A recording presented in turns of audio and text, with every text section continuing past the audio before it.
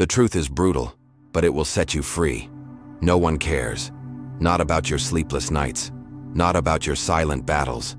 Not about the storm of thoughts you drown in. The world moves on, indifferent, unbothered, untouched by your struggle. At first, this feels like a curse. We crave recognition. We ache for validation. We beg for someone, anyone, to understand. But what if this indifference is not a punishment, but the ultimate liberation? The Stoics knew this secret. Marcus Aurelius wrote that, "It is not the things themselves that disturb us, but our judgments about them. The judgment that others must care, that life owes us comfort.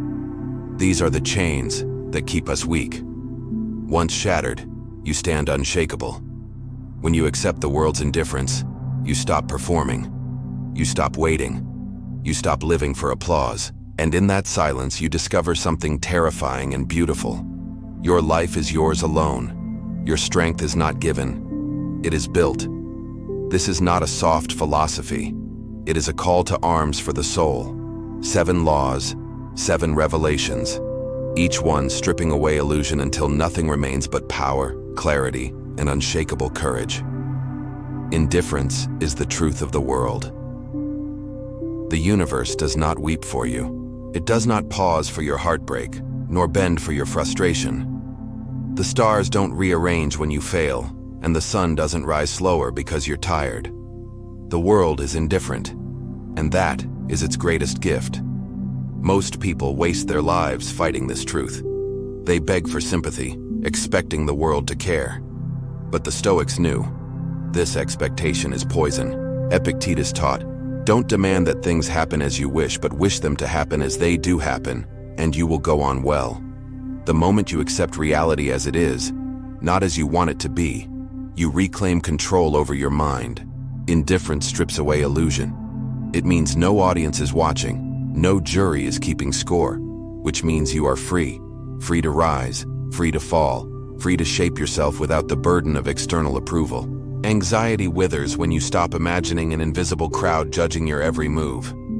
Fear collapses when you realize most people are too trapped in their own minds to think about you at all. Practical application. Stop asking, what will they think of me? Replace it with, what does the situation demand of me? Every time the thought of judgment creeps in, remind yourself, they aren't watching, they aren't invested, they don't care.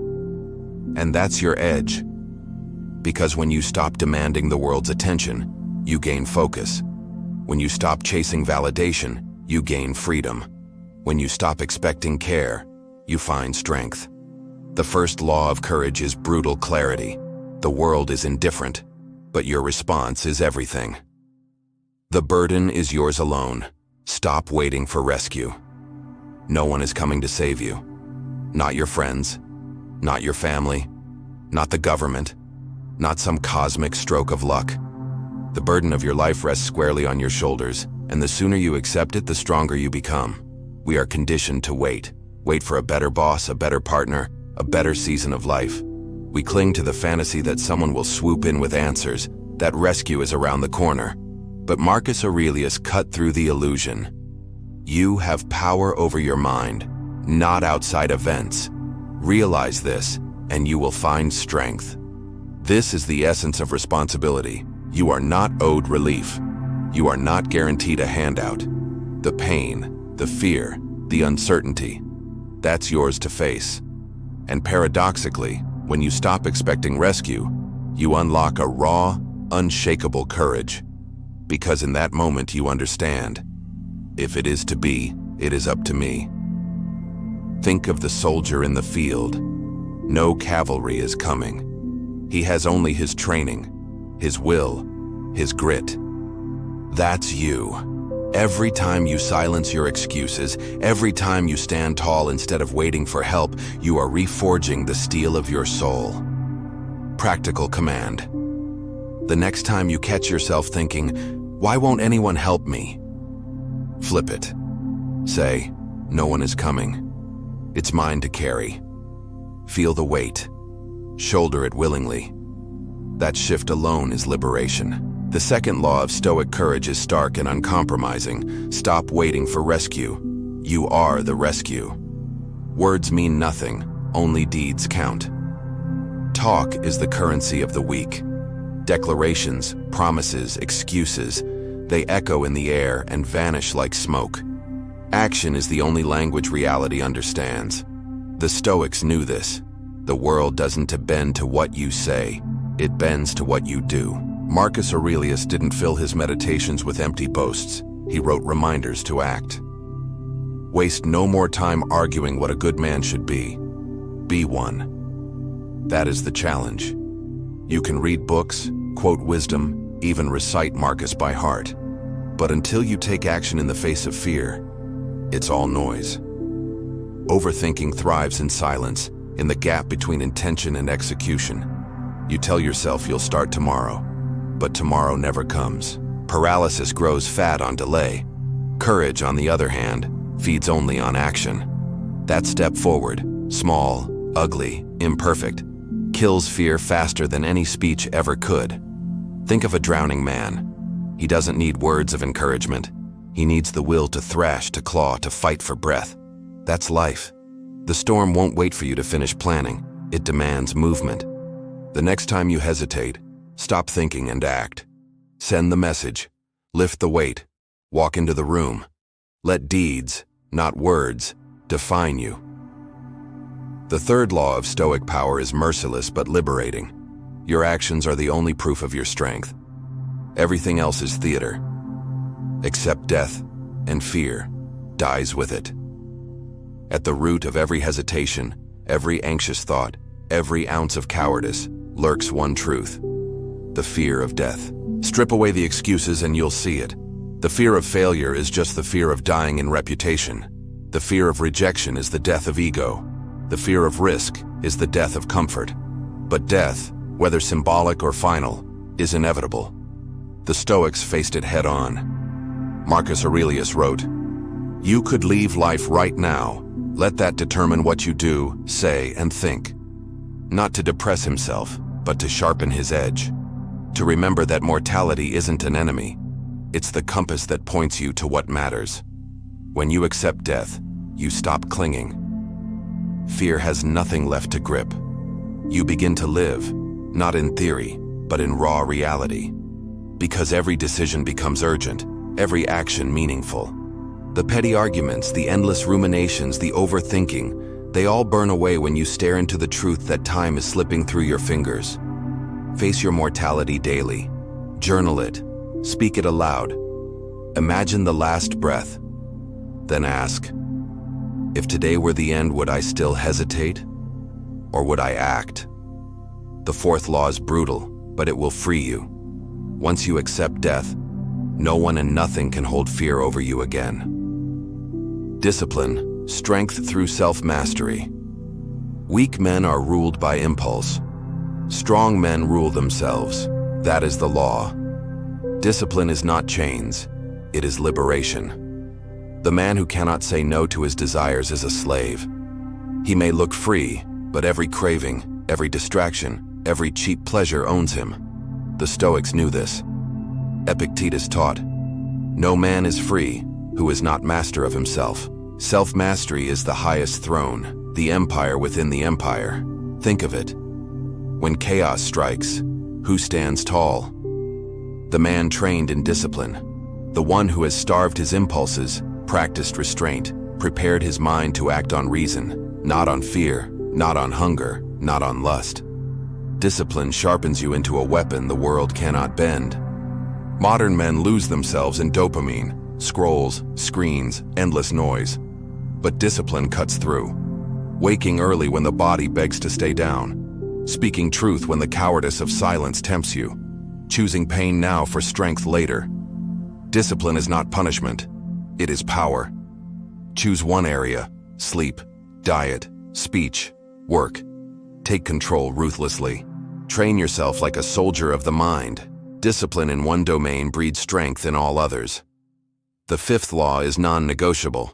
Master yourself, or be mastered by everything else.